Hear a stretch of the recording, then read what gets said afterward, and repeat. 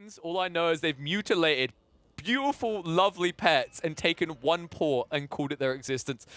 Let's stop with the waffle. Let's get into this one.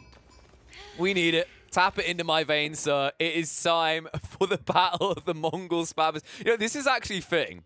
This is a beautiful thing to occur in a matchup because I'd like to point out that puppypaw began his Age of Empires career on the ladders as a vile Mongol spammer. I don't know if you guys are aware of this, but I cast him back in the days of release, and he played a lot of Mongols and a lot of Chinese. And the funny part about puppypaw is when you checked his match history, it was nigh on impossible to find a game that went longer than 15 or 20 minutes. Win or lose, he was done.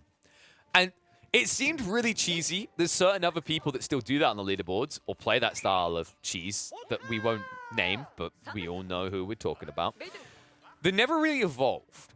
And the thing that I was always proud about puppypaw is that he evolved, right? He kind of used that to maybe optimize, learn, and figure out the first 15, 20 minutes by just sheer numbers, right? Kind of sales logic. Do as many as possible. And then he moved beyond that. And then he started to move in the mid game, the late game. And the remarkable thing is in just a few months, how great of a job he's done in taking all those different elements of early game, mid game, and late game and smushing them together into a beautiful cocktail of puppypaw greatness.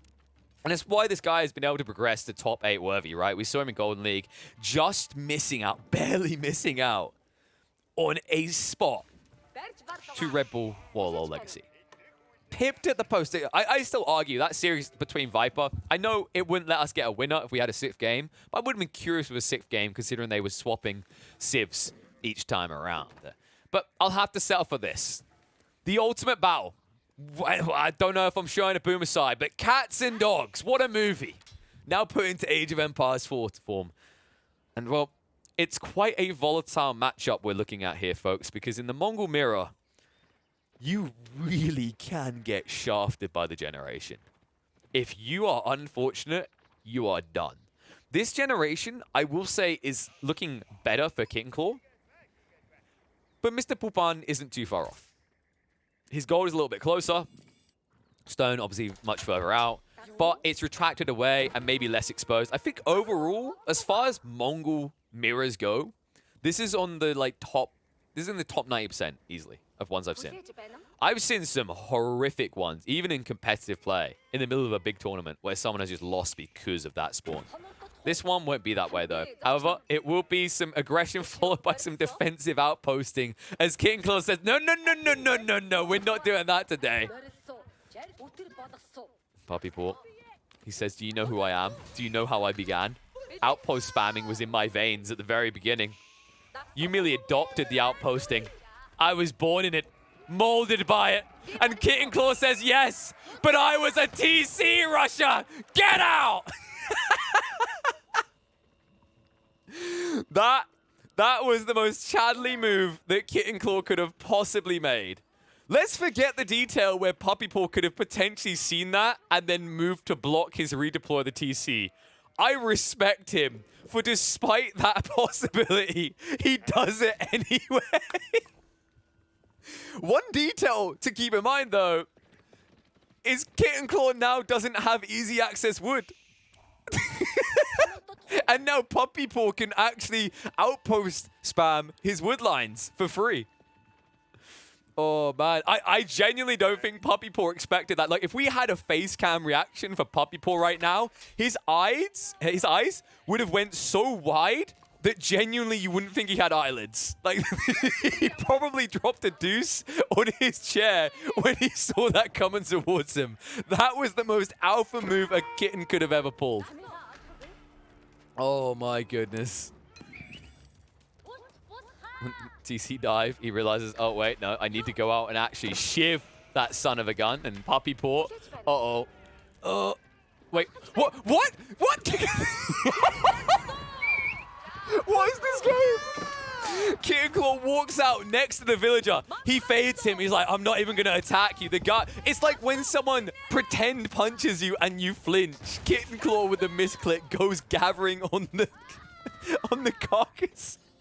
Oh, this game, we're only 5 minutes in, and this may easily end up being the most entertaining game of the day, despite the fact that we've been live for 8 hours. I don't know how anything compares to this. This is remarkable. This is now, like, we are only 5 minutes in, and this actually has to be my favorite Mongol mirror I've cast. Oh, God. Well, kittenclaw is in a little bit of trouble here, folks, because he's moved away from the wood, and he's moved away from his tech time. He's notably delayed. He hasn't even started building it up yet. puppypaw is still keeping up the aggression while teching up.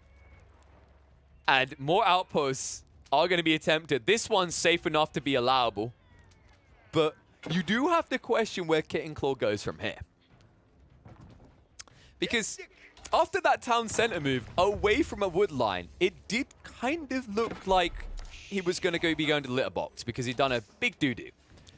Because had puppypaw blocked that, this game is already over. But even without blocking it, it caused idle time. It blocked him from being able to get efficiency off of the wood. And although he keeps the gold in range, it's still a lot of idle time that's going to add up. Also, this Gur is heavily delayed because he didn't have surplus wood. So if he's got a Dreamer going wheelbarrow, I mean, that might be a pipe dream, at least anytime soon. And the Uvu, well, this is even worse. Like, look at this. It's just out of range. You can't get the arrow slits quick enough. And the reason this is important is now puppypaw just got paid 25 food and 25 gold. And if you repair it and he burns it again, same old, same old. You can see he pulls 2 villages. The reason is he can't afford to lose this because it's 150 wood. You're already lagging behind your tech ups and all your other timings. If you lose this now, that's another 200 resource differential. At which stage puppypaw just kind of cruises up to castle and then runs you through. And the spearmen are very committed to this because the more you commit, the more wood that kittenclaw spends trying to fix this, and also the more idle time on the villagers. Like, it's worth the spearmen almost dying like this. Now, one thing I'm curious of, and I need to confirm with Wham and Poppy, I haven't asked them because I noticed it mentioned somewhere recently. Are they twins or triplets? Because it sounded like they had another brother. Now, I'm not saying,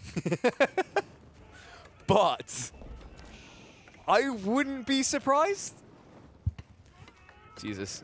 I mean, if Ben is still in the chat right now, like, it just became squeaky bum time. It's like, oh no, 2 Canadians was enough of a problem. 3? Calp right now, his heart is going like, hyperventilation time. Maybe kittenclaw's the 3rd. We don't know. But if he plays anything like his bros, if this is actually the bro, then the top 8 is getting spooky. I mean, there's only so many places at Red Bull Wallalow Legacy. Maybe this is the 3rd prodigal son coming into Age of Empires 4. Or maybe it's a gosh darn Smurf. Either way, like, I didn't even give these stats to this, by the way. kittenclaw is currently 106th in the world with 55 games played. I'm not sure who this is, but I really want to know. Because I can't think of many players that would have boldly moved their TC like he did. And now Magadai as well in a Mongol mirror. And this will get him the kill in the card. Oh, that's actually a really big deal at this stage. And now you have the maneuverability, you have the variable that matters here. Like, when you go Magadai, it's very risky if you can't keep your Khan alive. One thing that can really screw you over is a counter Magadai with, like, a maneuver arrow so spears can close. You don't have to worry about that for 2 minutes now. You're pretty cozy. This is the feels-good state now for kittenclaw. He's going to have to act fast. puppypaw, look what he's going for. kittenclaw, the other issue of doing this, you're already behind your timings, and investing in Magadai now puts you further behind. So castle up will be achieved by puppypaw, at least a whole minute ahead of kittenclaw, possibly more. And remember, Yam speed no longer lingers. I think this was another kind of indirect nerf to Magadai before they could even really become a thing again. Is now that Yam is instantly removed, you can't maintain that movement speed. It's very difficult to go on the aggressive.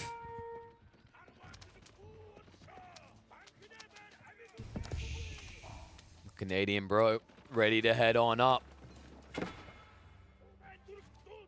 PP versus KC. Let's see how he can follow this up. I'm expecting Lancers early on. He could actually just go Horseman to counter out the Magadai directly. It looks like Rack's already being prepped, so kittenclaw seems to assume that he might be heading towards Lancer spam. It's the most logical choice, what most Mongol players make. I'm not expecting any sort of mirror Magadai anytime soon. Nice pull back at the pastures because he realizes he can't easily use this area yet. And he needs the sheep because if you leave the pastures back here, then kittenclaw just moves a little bit closer and he peppers the sheep with arrows. And then you have a suboptimal economy with dead weight food in the middle of no man's land. Step read out, build up. PP making his way up. And this is where things will accelerate fast. kittenclaw not even beginning the construct just yet. PP was very quick with this as well. Invested 12 villagers to get there because he wanted to keep this lead. It's a big risk, a big sacrifice, but should work out for him. Stable. Now being constructed back at home. Second one. He decides to cancel it though. And I wonder, are we going to get the Lancers? The problem he has right now is that Magadai are sort of unanswered because there's no archery range. Unless he puts an archery range, he can't directly deal with this. Like, you can go Horseman, but he wants the Lancers, and I actually prefer this approach. Like, look at the size of PP's army here. He can just ignore it. Just go aggressive. Like, the Magadai are going to be kind of annoying, but they hit for 7 damage, and there's only 4 of them. It's not going to kill you. Okay, that's famous last words. I'm not going to... But it shouldn't kill you. Battle of the beasts here. The adorable beasts. Our young dogling versus our young catling. And our dogling will be going into the prayer tent, looking to turn from a dog into a god. Turning to god here. And now turning the Magadai away with the horseman. Like one did go down. Maneuver arrow to try and chase, but this is too late. This is too far, puppy. Oh. Whoops, I'll add an extra minute in for that. PP, like, you need to kind of go back. I don't think that this is a good trade for you. Unless you can set up an outpost afterwards. In fairness, you can funnel him towards this, but this outpost doesn't have... it has arrow slits, right? So it doesn't have a sprint upgrade. So you can't even use this as, like, a strong point to put a dent into the base of kittenclaw. I think you just have to back up, build more troops, and then come in stronger.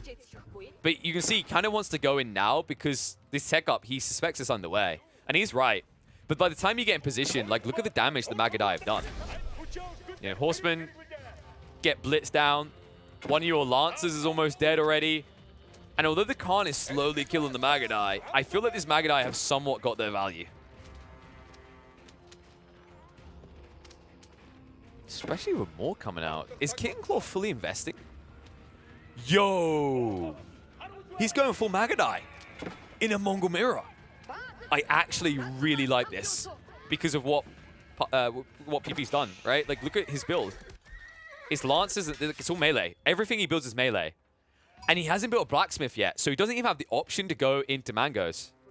This is actually really effective here. He does have to deal with the Khan, though. The Khan is the one difference maker here. Like, these Lancers are just tanking, while the Khan slowly kills off the Magadai. And Magadai have 0 missile resistance, so it is actually starting to sting him. And Magadai aren't cheap, folks. 120 resources each. It does add up. Let's see, he'll get into the veterancy first. Decent increase in damage. And now they start to feel the sting. Lancers come out as well. kittenclaw. The kitty's claws are definitely sharp here. Question is whether his opponent can come in with the big doggo slap. He's going to need to soon, and that's why I want to see him stack up more military, but it seems instead PP, he's using this to cover the relic gathering. It's not a bad idea because Magadai will just rinse you in the midfield. So with this strategy, he is going to sacrifice a few troops, maybe even his Khan, but for it, he should be able to get his hands on at least 3 relics, and you can see he's not letting up. He's stacking up for some serious aggression now.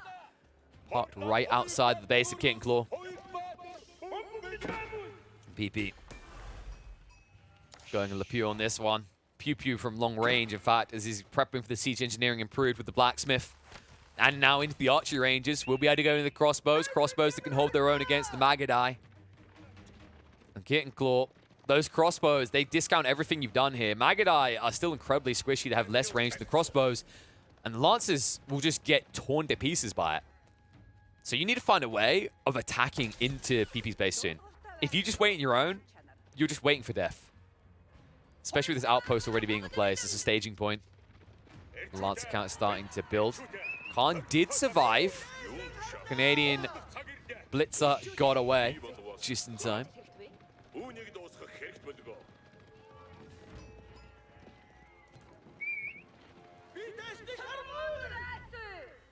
And our favorite doggo in Age of Empires 4, I think he's starting to reach critical mass. It's a little bit concerning for me. Kittenclaw's a bit too slow off the mark. Like, look at the military count. It's being doubled up right now.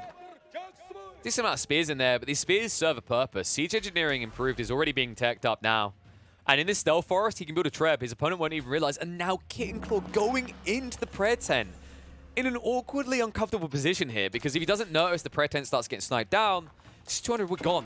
50 resources paid. And also, look at this. This is the worst part about this. Look at the location of this stealth forest and look at kittenclaw's eco. He relies on this area full of pastures. Pastures that can just be easily tapped down by traction trebuchets. Traction trebuchets that I'm expecting to be built any moment now by puppypaw.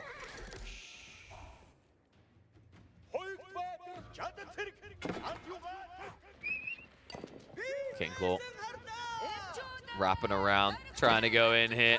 This is the eco damage he needed, but the timing couldn't be worse. Puppy, he went into the second TC. So these small dents, these small chips won't be good enough anymore. Ay, ay, ay. The Lancers are going to chase out. No Yam in this area. New Uvu is spotted up here, but like you don't really need the double production right now. Good puppypaw. You just need to distract, because while they're away, while they're raiding your base, he built the traction trebuchet. It's go time. Although in the meantime, it's going to be a big fat L for Puppy. But now the losses are going to occur in kittenclaw's base, because look at what he's targeting. These pastures, these outposts, they aren't going to last long. Second treb being built up, and he's completely out of position. He can't answer this. And now the Lancers should be moving to the front line. This is where the aggression is really going to ramp up. And this is the dangerous factor about playing Magadai when you're not in control of the game, because you have to take a fight eventually, and it won't be on your terms. And one misstep will lose you the entire battalion. And they're hard to replace. They're very expensive. Outpost down. Puppy's starting to get paid. If he starts targeting out the pastures, he denies the food source for kittenclaw, and also gets paid very fast. Like, these are flimsy structures. You're already seeing the damage they've taken before. New Uvu being built up. As kittenclaw tries to shift away. Lancers patrolling the midfield, and kittenclaw reaching a point where his eco lines could be easily exposed here. And now the Maganel. And this is your worst nightmare, because if you misstep with the Magadai, say bye-bye. Right now, the way that kittenclaw is stepping, you can see he wants to be aggressive, but the double TC, the outpost layering as well, like any opportunity to raid is gone. You needed to find a way in sooner than you did. When he finally raided into that wood line, the second TC was going up. It was way too late. And this is the risk of Magadai. Like, Magadai is a phenomenal tool in the right hands, but it requires very specific timings. If you miss your timings, even by a mild quantity, you are out. And this Magadai is that quantity that can push you out. The heavy damage to the Magadai now. Crossbow also here, maneuvering in the field. And this is where puppypaw turns towards the base. He can end the game off this now. Just one misstep is all he needed. That heavy damage done. The best thing kittenclaw can do now is dive and kill off the eco. He can't fight directly, not into this. The composite force is just too strong. Magadai alone will not help you. 3 Lancers will not help you. 1 Trebuchet will not protect you. The outpost covered the build-up, and now he can march in. Just that redoubtably still alive for kittenclaw, but kittenclaw at risk of being dead soon.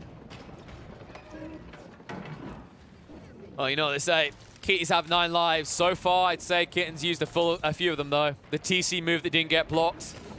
The villagers pull into the outpost and still somehow managed to get rid of the aggression in that area, despite the fact they were gathering sheep. The Maganel into the Magadai. I mean, he's running out of lives fast. Has he got 6 more in him? And do these buildings count as lives as well? More Maganels. Springel's going up as well. A fight is about to commence. You don't have a choice anymore. The pressure's starting to ramp up. The TC below 3,000 HP now. It will. The traction trebs back. Maganel now coming out from kittenclaw. And one mistake is all it takes. One mistake. He doesn't know. He doesn't see. He doesn't see what's about to strike. It's the strike of the puppy. Straight in. Mago shots coming in. Forces the fight, wrap around, horsemen trying to make their way in, but they're starting stepping, they're dodging, they're weaving. But they ain't deceiving. There's nowhere to run. There's nowhere to hide. puppypaw is going to blitz straight deep into kittenclaw's base and prove exactly why 9 out of 10 fights are won by dogs.